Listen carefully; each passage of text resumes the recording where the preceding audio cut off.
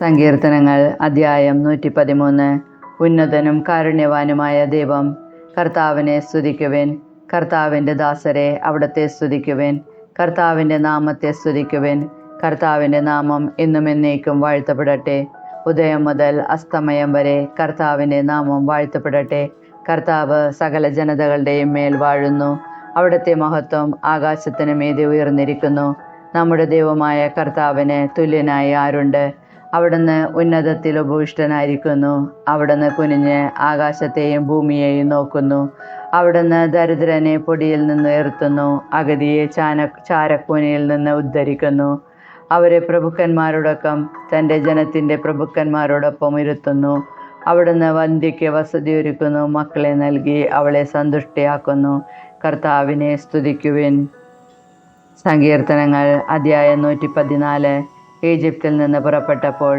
Israel ഈജിപ്തിൽ നിന്ന് പുറപ്പെട്ടപ്പോൾ, യാക്കോബിൻ്റെ ഭവനം അന്യഭാഷ സംസാരിക്കുന്ന ജനതകളുടെ ഇടയിൽ നിന്ന് പുറപ്പെട്ടപ്പോൾ, യൂദ അവിടുത്തെ വിശുദ്ധ മന്ദിരവും ഇസ്രായേൽ അവിടുത്തെ സാമ്രാജ്യവുമായി.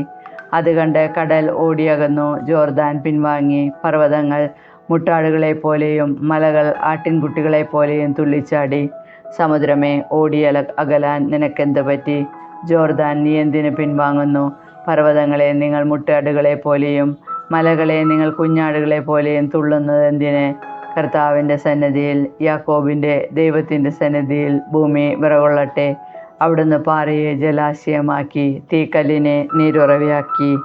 സങ്കീർത്തനങ്ങൾ അധ്യായം 115. കർത്താവ് മാത്രമാണ് ദൈവം, ഞങ്ങൾക്കല്ല. കർത്താവെ, ഞങ്ങൾക്കല്ല. അങ്ങയുടെ കാരുണ്യത്തെയും വിശ്വസ്തതയും പ്രതി അങ്ങയുടെ നാമത്തിനാണ് മഹത്വം നൽകപ്പെടേണ്ടത്. അവരുടെ ദൈവം എവിടെ എന്ന് ജനതകൾ പറയാൻ ഇടയാക്കുന്നത് എന്തിന്? നമ്മുടെ ദൈവം സ്വർഗത്തിലാണ്. തനിക്കിഷ്ടമുള്ളതെല്ലാം അവിടുന്ന് ചെയ്യുന്നു. അവരുടെ വിഗ്രഹങ്ങൾ സ്വർണവും വെള്ളിയുമാണ്, മനുഷ്യരുടെ കരവേലകൾ മാത്രം. അവയ്ക്ക് വായുണ്ട്, എന്നാൽ മിണ്ടുന്നില്ല. കണ്ണുണ്ട്, എന്നാൽ കാണുന്നില്ല. അവയ്ക്ക് കാതുണ്ട്, എന്നാൽ കേൾക്കുന്നില്ല. മൂക്കുണ്ട്, എന്നാൽ മണത്തറിയുന്നില്ല. അവയ്ക്ക് കൈയുണ്ട്, എന്നാൽ സ്പർശിക്കുന്നില്ല. കാലുണ്ട്, എന്നാൽ നടക്കുന്നില്ല. അവയുടെ കണ്ടത്തിൽ നിന്ന് സ്വരമുയരുന്നില്ല. അവയെ നിർമ്മിക്കുന്നവർ അവയെപ്പോലെയാണ്, അവയിൽ ആശ്രയിക്കുന്നവരും അതുപോലെ തന്നെ.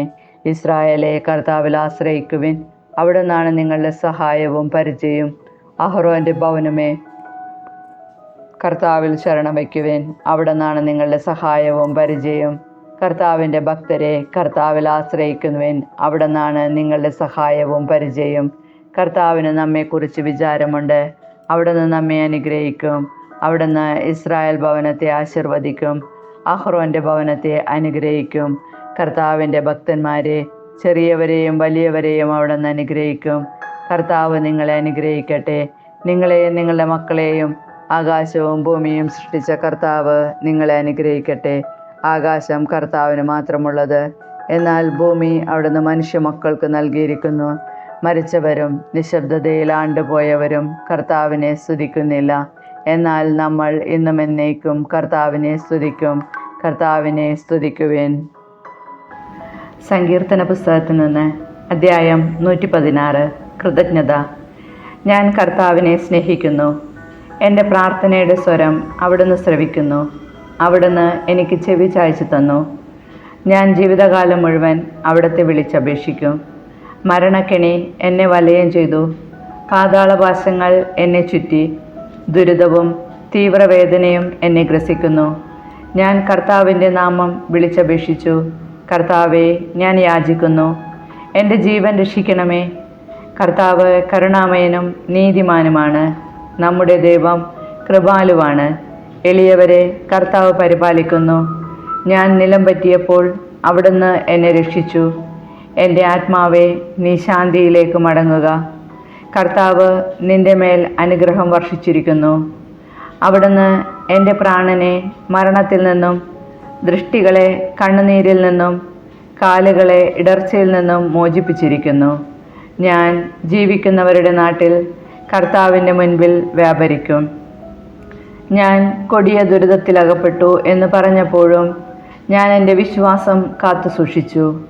മനുഷ്യരെല്ലാവരും വഞ്ചകരാണെന്ന് പരിഭ്രാന്തനായ ഞാൻ പറഞ്ഞു, കർത്താവ് എൻ്റെ മേൽ ചൊരിഞ്ഞ അനുഗ്രഹങ്ങൾക്ക് ഞാൻ എന്ത് പകരം കൊടുക്കും? ഞാൻ രക്ഷയുടെ പാനപാത്രമുയർത്തി കർത്താവിൻ്റെ നാമം വിളിച്ചപേക്ഷിക്കും. അവിടുത്തെ ജനത്തിൻ്റെ മുൻപിൽ കർത്താവിന് ഞാൻ എൻ്റെ നേർച്ചകൾ നിറവേറ്റും.